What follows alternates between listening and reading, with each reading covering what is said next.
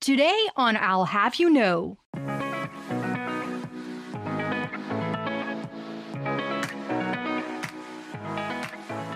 The most important thing to understand is what motivates you, what is going to make you feel successful, and then focus on that and don't worry about what anybody else thinks. Karen Crofton's journey to entrepreneurship hasn't been a straight line. From engineering school to Rice Business and teaching business and entrepreneurship in Colorado.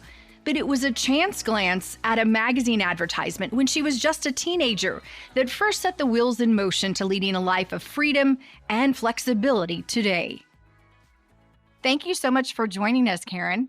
Christine, thanks for having me. So you're joining us from Colorado? I am, yes, Boulder, Colorado. I was on a webinar earlier today, and the woman who was being interviewed talked about a zigzag career. And as I'm interviewing you now and thinking back to that webinar from earlier today, I feel like maybe you have had a bit of a zigzag career in how you've gotten to where you are now. Would you say that's accurate? And tell us about it. Yeah, I think that's a pretty good analogy. I started off as a mechanical engineer, and I did that for a while, and then realized that I actually thought I was really well suited for the business portion of it, and so I went to Rice, got my MBA, and then I realized actually it was less just business and more that I wanted to be in entrepreneurship, and so I kind of took another zag in that direction. You've recently been named the Entrepreneur in Residence for the College of Engineering and Sciences at University of Colorado. That sounds like a great opportunity. Tell us how you came to be in that position and what you're hoping to do with it. Yeah, so about 5 years ago, I kinda left the corporate realm to, pursue entrepreneurship. I actually entered the ecosystem, via investing. So I was investing in startup companies, and then I had an opportunity to teach a course over at, the University of Colorado. Really enjoyed teaching the course, and so I knew some of the professors, some of the deans there, and as it turned out, this opportunity popped up where we have quite a few student groups, sometimes out of capstones, sometimes that start companies, and they need some mentorship in how do we get this company going, right? Especially if you're in engineering school and maybe your curriculum isn't particularly exposed to marketing or advertising or operations. And so, what I do is I provide some mentorship to those student led companies on where they would need to go to take their idea to an actual business. So I think a lot of people think entrepreneurship and the only way to get involved with entrepreneurship is to start your own company. But you are demonstrating there are other ways to get involved. Yours is through teaching, investing, and experiences, also through whether it's VCs or you're working on the other side of startups. Can you talk about how you've gotten involved in entrepreneurship without having actually started your own company? Yeah, I have to say, when I first graduated from college, there weren't nearly as many resources, or they certainly weren't easy to find, right? So, finding startup accelerators or grant programs or mentorship in entrepreneurship, it just wasn't quite as readily available. And so I took kind of the more conservative path, went to a corporation and did that for, gosh, almost 15 years. But then I started to realize, hey, how could I get into the ecosystem even if I didn't have a pressing idea, right? I didn't have this passionate problem that I needed to solve, but I still wanted to get involved with the ecosystem. And what I saw was there's definitely a need for mentors who have been through kind of a corporate structure. There's definitely a need for financing, especially at the angel investing level. And each of those aspects gives you a purview to the other side. Right. So, how did the person come up with their idea? What pitfalls are they having? What extra resources do they need? Right. It's just a way to kind of participate looking in instead of having to be immersed fully in it. And then you can kind of decide where you fit best in that ecosystem.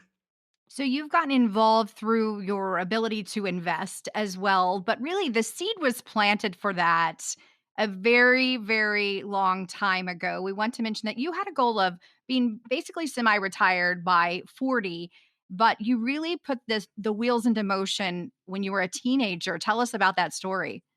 I did, yeah. I always thought it would be great to have flexibility. As I mentioned, the entrepreneurship dream wasn't quite the same when I was younger, and I thought, well, gosh, how would I kind of do that? And it was just a weird coincidence. When I was about 15, my mom and my grandma, my aunt had this magazine exchange, right? So when magazines it was more popular to actually get a printed copy of a magazine. And so they would each have a subscription and then, trade the magazines. So at one point in time, whatever magazine it was actually covered down, right? So the back of the magazine was face up. And I looked at it, and it was an advertisement for the Vanguard Wellington Mutual Fund. And essentially, it was like a line chart of three different people, and each person started investing at a different age, but they invested for the same amount of time. I want to say it was like 20 years, right? So the youngest person starts at 25 and they invest up until 45. And I think the oldest person started at 45 and invested up until they were 65, right? And at the end of the day, the moral is, through the magic of compounding interest, right? The person who started at 25, even though they invested the same amount of money over the same number of years, because they had all that time for it to compound, they wind up with way more money than the person who started at 45, right? So, not rocket science, but to me, that was like an immediate epiphany.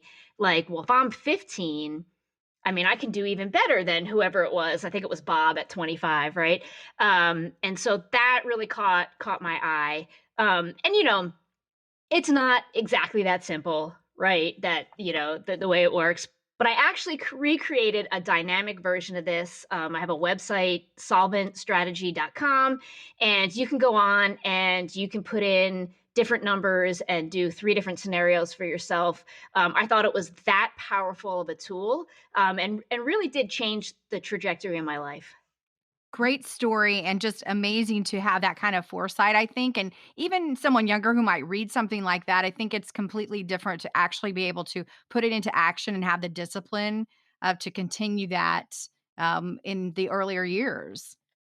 It is a bunch of sacrifice, right? Because in the short term, you have to make the decision of, would I like these pair of shoes today, which are, great today, very useful today, or do I want to see that amount of money grow in 20 years?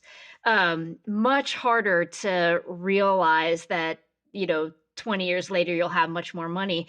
And especially, too, you can see it with those line charts. You really have to wait until you hit the inflection point, where you start to get that more exponential part of the curve, right? So it does take quite some time. And you certainly in the beginning think, why am I sacrificing, all the fun to finally get to that point? But yeah, at the end of the day, it just is math, and it does work. So you decided to go to Rice Business starting in 2008, right as we had the big crash. What made you decide to go at that point, and how has that experience really helped you moving forward? So super interesting. You have to remember, so we would have started in August of '08, and it wasn't quite 100% apparent what would transpire. The market wasn't great, but it wasn't completely terrible yet at that point. So that was more a geographic move that I had, and I found myself in Houston, and I thought, oh gosh, at this point in my life, how do I get more connected to the community? How do I meet some like-minded individuals? And I actually had a friend of mine who had gone full-time to Rice to get an MBA. Highly, highly recommend that I go. In fact, I did not have a GMAT at the time. I didn't have a GMAT score, and she signed me up for a test date. That's how committed she was, that she thought it was a good idea for me to go. What Yep. a friend. Speaking of engagement with Rice, you have most recently been on the alumni board. Can you talk about that experience, what you gained through it, and really what your vision is for the alumni board moving forward, how it can benefit alums and current students?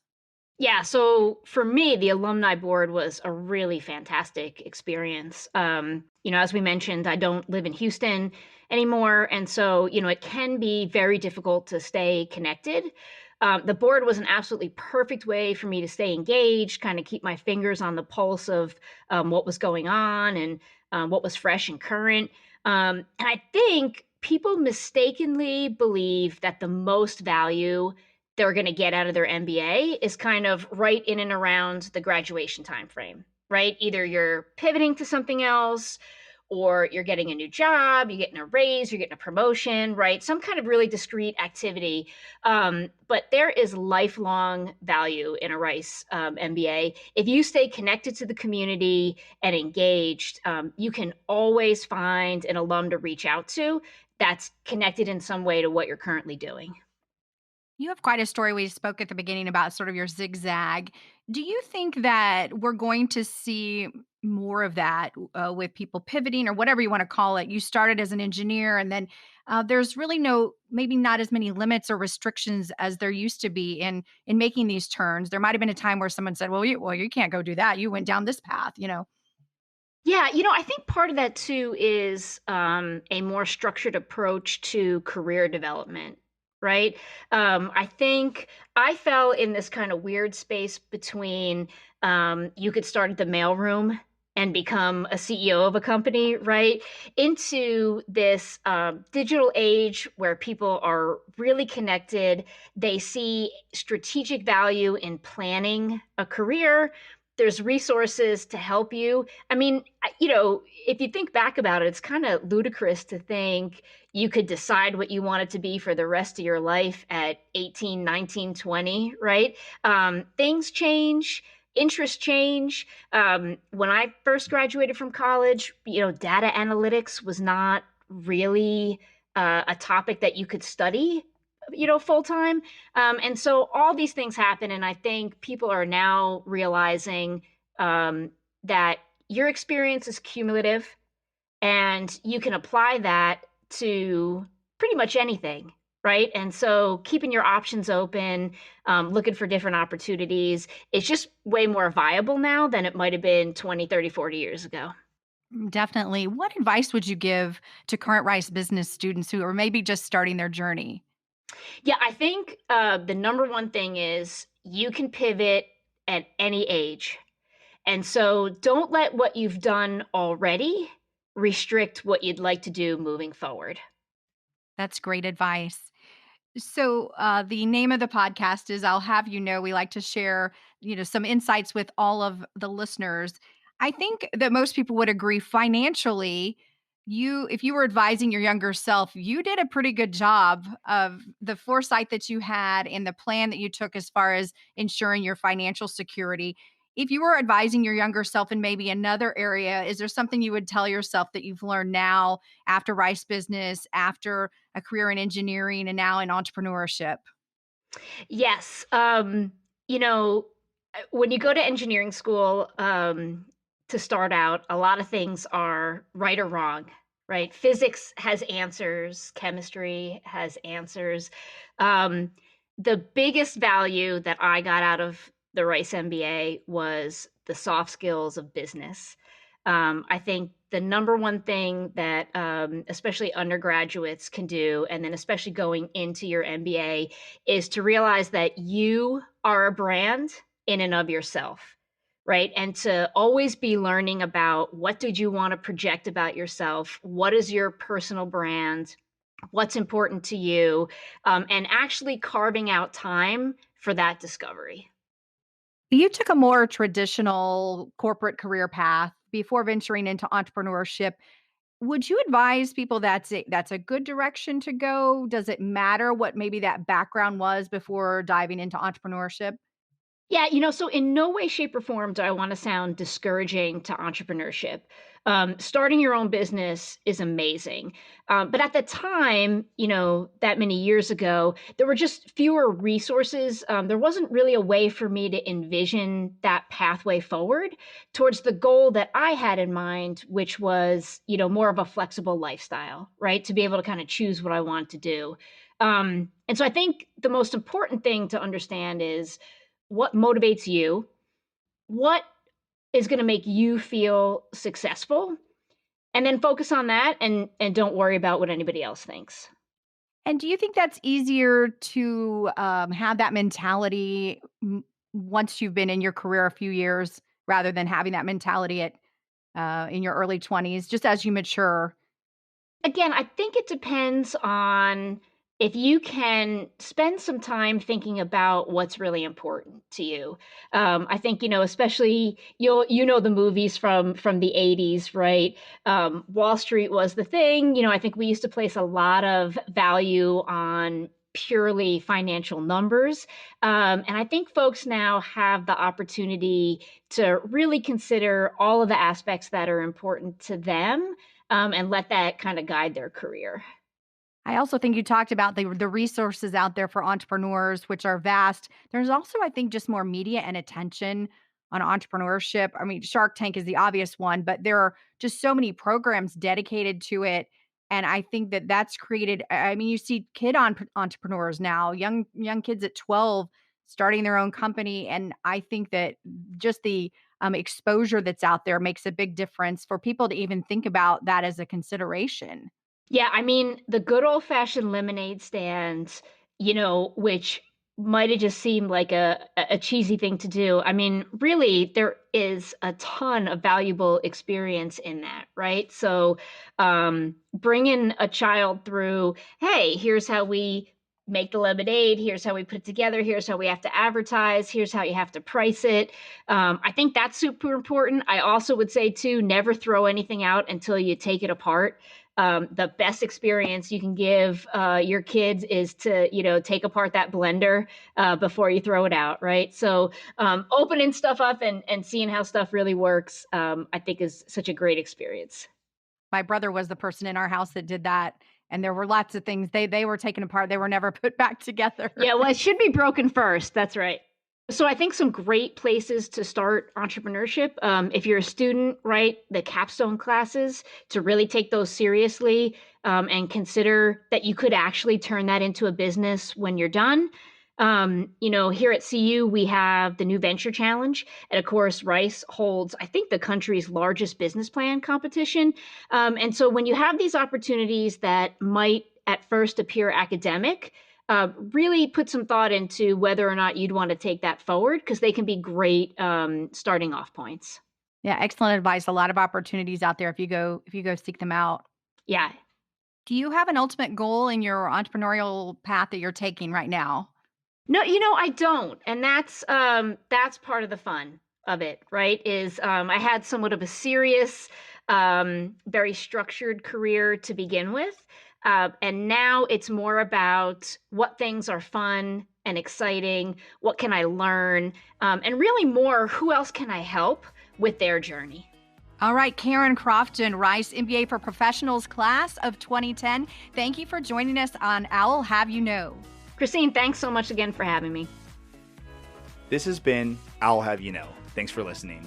You can find links and more information about our guests, hosts, and announcements on our website, business.rice.edu. Please subscribe to this podcast wherever you find your favorite podcasts and leave us a comment while you're at it and let us know what you think. I'll Have You Know is a production of Rice Business and is sponsored by the Rice Business Alumni Board. The hosts of I'll Have You Know are myself, David Trugliever, and Christine Dobbin.